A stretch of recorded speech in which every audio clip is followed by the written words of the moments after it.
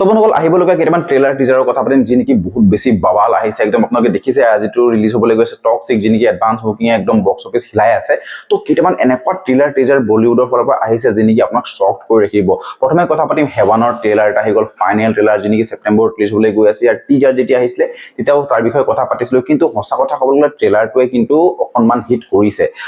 অকণমান ক'ৰবাত 50-50 অকণমান মানে ডাউট আছে কিছুমান বস্তুত যে অক্ষয় কুমাৰক যেনেকৈ হেৱানিয়াতটো যিমান দেখাব লাগিছিল সিমানটো এই ট্ৰেইলাৰটোত প্ৰিয়দৰ্শনে কৰিব নোৱাৰিলে তাৰ পাছতো সৈফ আলী খানক যিটো মানে ইমোশনেলি এটা মানে ক্যাৰেক্টাৰ দিছে হিৰোইক ক্যাৰেক্টাৰটো তাৰ লগত কেনেকৈ মানে হেৱানিয়াতটো মানে অক্ষয় কুমাৰৰ লগত মানে মিলি পেলাই কেনেকুৱা লেভেলত এটা মানে ডাৰ্ক থ্ৰিলাৰ হ'ব এই বস্তুটো চাই আমাক ভাল লাগিব ঠিক আছে তো অপমখন আপোনালোকে নিশ্চয় নাই চোৱা নাই 2016 চনতে অহা এখন সিনেমা যি নেকি মোহনলাল আৰু ডাইৰেক্টৰ আছিলে প্ৰিয়দৰ্শন তো সেই সিনেমাখনৰ কমপ্লিটলি এটা ৰিমেক আহিছে হেৱান আৰু এই হেৱানখনে কিমান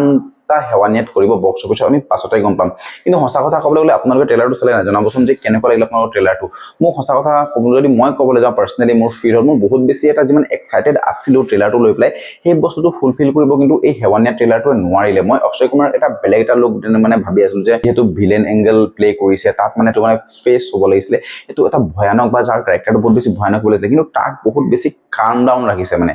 এক্সপেক্টেশ্যন যেনেকৈ ৰাখিছোঁ তেনেকুৱা এটা বস্তু নাপালোঁ সৈফ আলী খানক এজ গুড মানে মিলি গৈছে আৰু যেহেতু অপামখনৰ ৰিমেক হয় তো তাৰ ট্ৰেইলাৰটো আৰু এই ট্ৰেইলাৰটো বহুত বস্তু সিমিলাৰ আছে আৰু কিছুমান আমি দেখিবলৈ পাইছোঁ পুলিচ এংগেল ইয়াতে ৰাখিছে যদি জাটখনৰ ছোৱালীজনী ইয়াতে পুলিচ হৈছে আমি সেইখিনি বস্তু দেখিছোঁ তো ফাইনেলি যেতিয়া চিনেমাখন আহিব তেতিয়াহে মানে ক'ব পাৰিম যে কেনেকুৱা হৈছে আৰু চিনেমা ৱাইজটো এখন ভালেই হ'ব ষ্টৰি ৱাইজ ভালেই হ'ব কিন্তু যিমান খতৰনাক হ'ব লাগিছিলে ন মানে ৰিমেক কৰিছে যদিও কিছুমান বস্তু চেঞ্জ কৰিব লাগিছিলে হয়তো সেইখিনি বস্তু যদি নোলাইগে তেতিয়া এই চিনেমাখন মানে এভাৰেজত থাকি যাব পাৰে ষ্টৰি ৱাইজটো প্ৰিয়দৰ্শন আৰু অক্ষয় কুমাৰৰ জৰি বহুত বেছি ভালে হৈছে লাষ্ট ভূত বাংলাটো তেনেকুৱা ধৰণৰ গৈছে তো কেনেকুৱা হ'ব আমি 11 ছেপ্টেম্বৰত গম পাম তাৰ পাছত আহি গ'ল এখন এনেকুৱা এটা টিজাৰ পাৰ্ণ 2 সুপাৰ সাকসেছৰ পাছত তাৰ এখন আহি গ'ল গান মাষ্টাৰ G9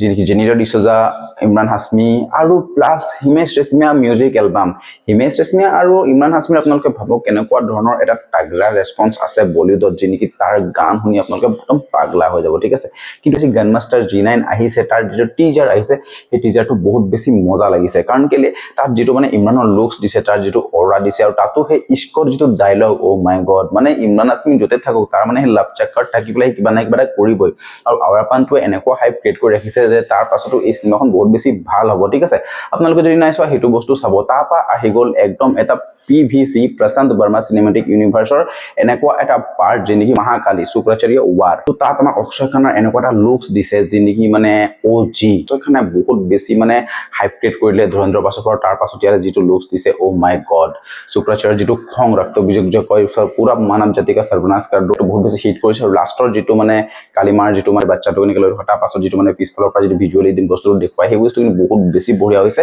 আৰু বহুত বেছি একো পাতিব নোৱাৰো সিমাখন নেক্সট ইয়াৰ আহিব তাৰ মাজত বহুত কিবা কিবি আহিবলৈ আছে তো বহুত বেছি এটা আউটষ্টেণ্ডিং টিজাৰ কাট কাটিছে আৰু লাষ্টত এখন সিনেমাৰ বিষয়ে কথা পাতিম যিনি সিদ্ধাৰ্থ মালহোত্ৰাই বহুত বছৰ সিনেমা দিয়া নাই সিদ্ধাৰ্থ মালহোত্ৰা আৰু তমন্না ভাটিয়াৰ আহিব লাগিছে দা বান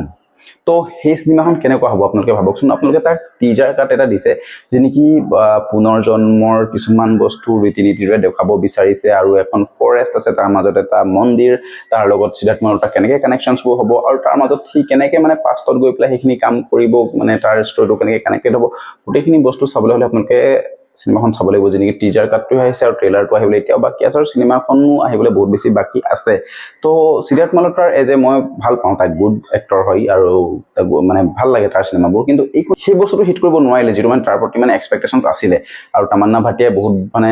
বছৰ চিনেমা কৰা নাই তাৰ চিনেমা আছে তো সিহঁতৰ দুটাৰ জৰিও বহুত বেছি ভাল লাগিব যেনেকৈ ছুপাৰ নেচাৰেল পাৱাৰ টাইপ হ'ব যেনেকৈ আমি মুঞ্জা দেখিছোঁ ইয়াৰ আগত স্ত্ৰী দেখিছোঁ তো তেনেকুৱা ধৰণৰ কিবা এটা চিমিলাৰিটি যেন আছে তেনেকুৱা লাগিছে কোনটো ট্ৰেইলাৰ বেছি ভাল পালে আৰু কোনখন চিনেমাৰ কাৰণে এক্সাইটেড আছে ক'বলৈ একদম নাপাহৰিব আৰু এনেকুৱা ধৰণৰ যদি ইণ্টাৰেষ্টিং আপোনালোকে নিউজ লাগে বলিউডৰ ফালৰ পৰা মোৰ চেনেলটো ছাবস্ক্ৰাইব কৰিবলৈ একদম নাপাহৰিব আৰু ফেচবুকৰ পৰা চাই যদি ফ'ল' কৰিব তো লগ পাইছোঁ নেক্সট ভিডিঅ'ত আজিলে বাই বাই